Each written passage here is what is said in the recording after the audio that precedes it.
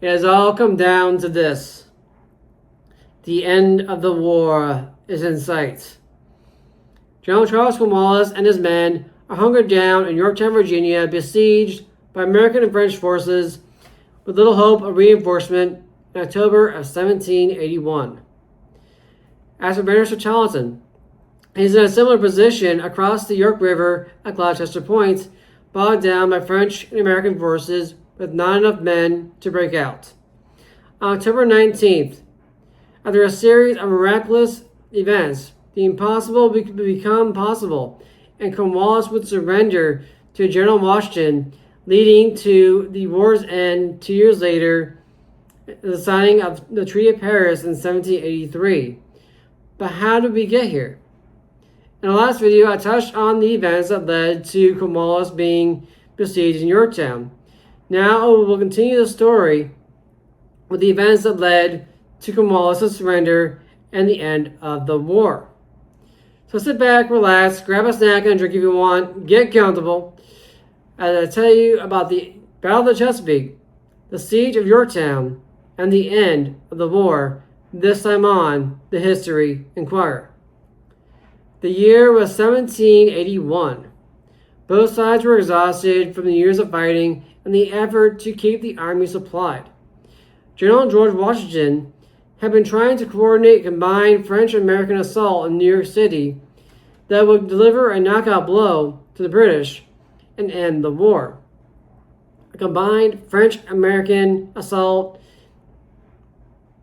with the French Navy, you have everything come together and deliver a knockout punch, a decisive blow that would end the war.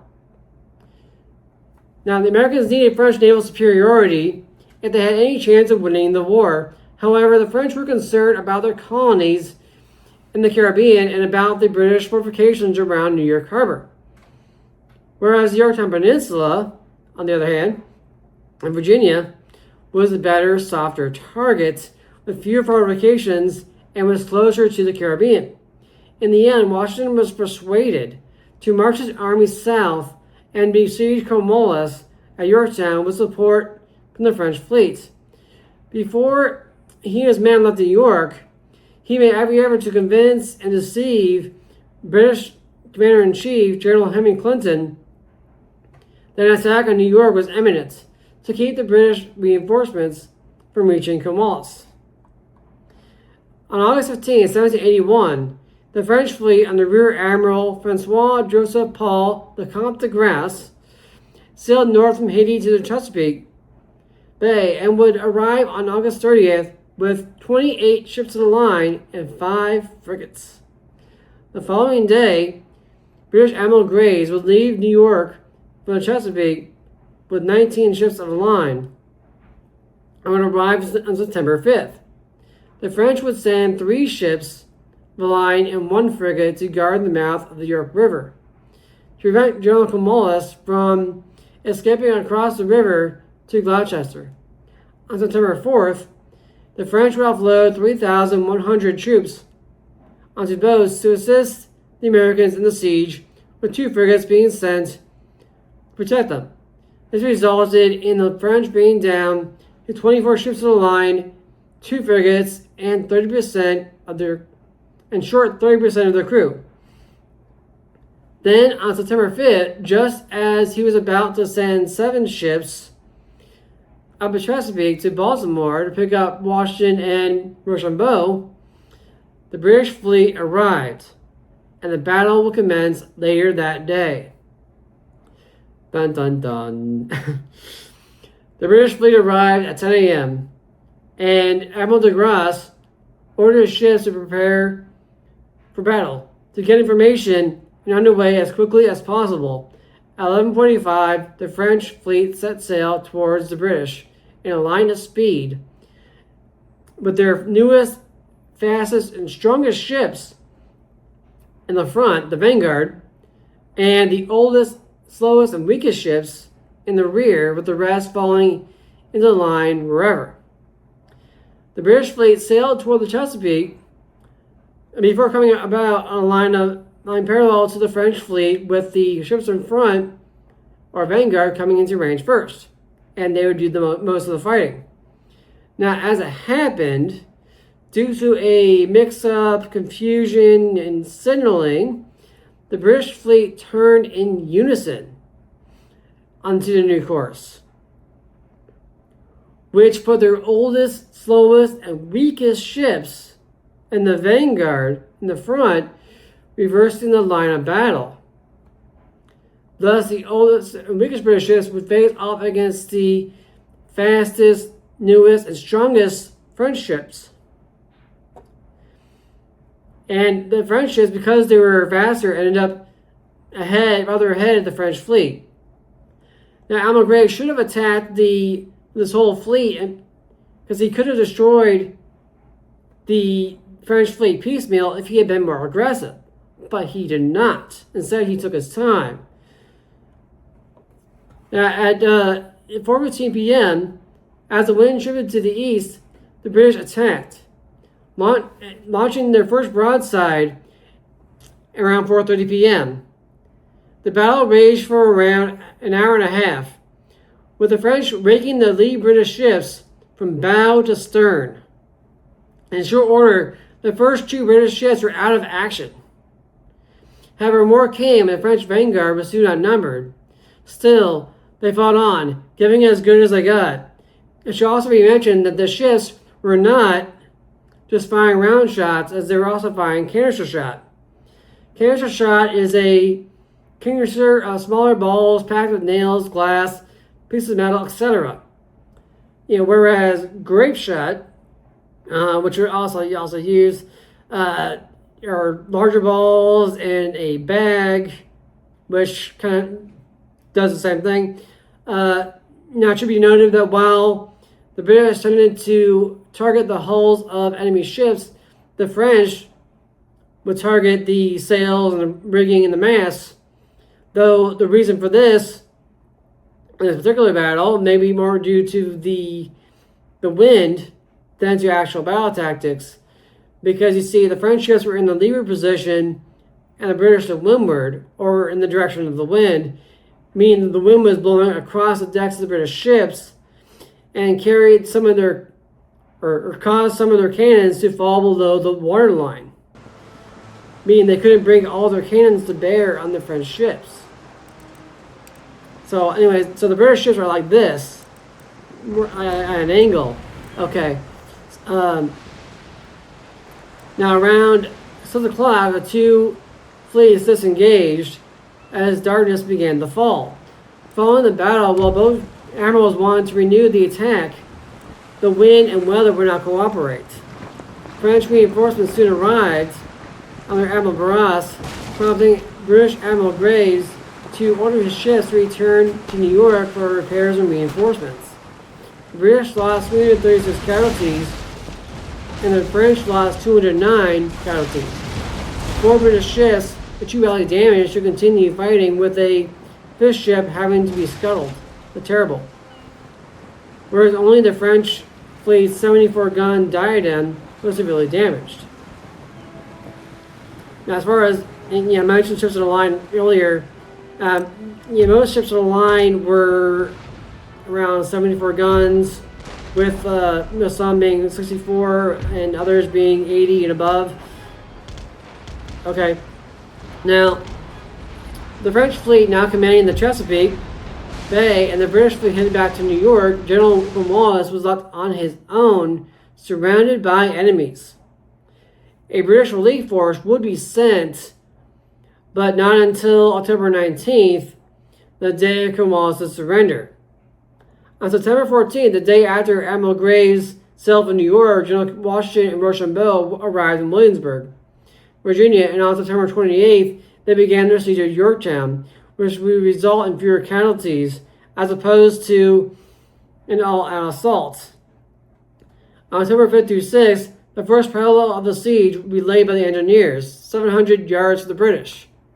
With the news tightening around them, food started to run short, with the British being forced to eat their horses and turn out the African slaves who had fled to British lines seeking freedom. On October 7th, the artillery duel began, with Washington firing the first gun himself. Joseph Plum Martin, if you remember him from my videos on Valley Forge and the Battle of Monmouth, was eyewitness to the siege. He writes, "I was in the trenches, the batteries were to be opened. About noon, the much wished for signal went up. I confess I felt a secret pride swell my heart when I saw that star-spangled banner waving majestically in the very faces of our adversaries. A simultaneous discharge of all the guns in the line followed. It was said the first shell from our batteries entered an elegant house and burned directly over a table surrounded by British officers at dinner, killing and wounding a number of them.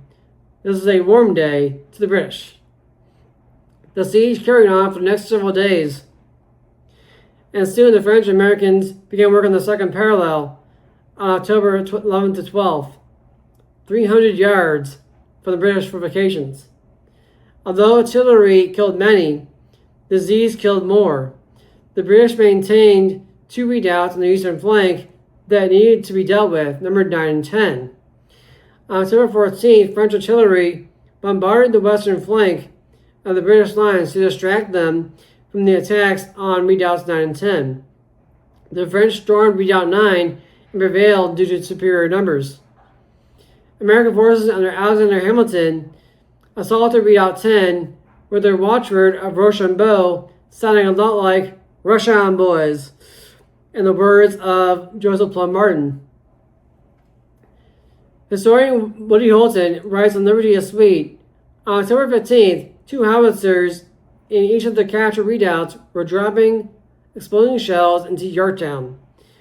Cornwallis knew his situation was hopeless, but also the honor required one final desperate effort.